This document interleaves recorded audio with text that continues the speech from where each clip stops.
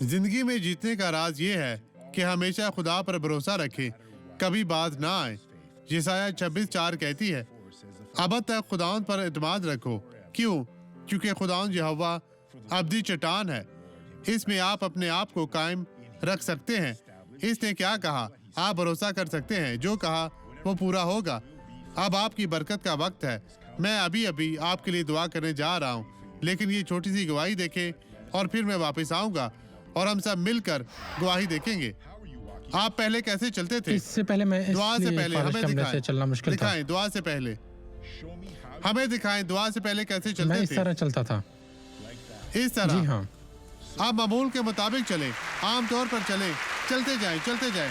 खुदावंद ने आपको ठीक किया है, वो शिफा दे रहा है, मसा आप पर है। चले भाई, चले भाई। यीशु ने आपको आजाद किया है, आपका ईमान है, आप अपने ईमान वाले आदमी हैं यीशु के नाम में।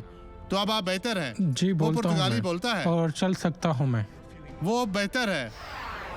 बाप, यीशु के नाम में मैं इन लोगों के लिए दुआ गो हूँ जो तेरी हजूरी में आए हैं तुझसे बरकत मांगने के लिए, और मैं अपना ईमान इन लोगों के ईमान के साथ जोड़ता हूँ और मैं कहता हूँ खुदाउन इन्हें बरकत दे, इन पर रहम और फजल कर।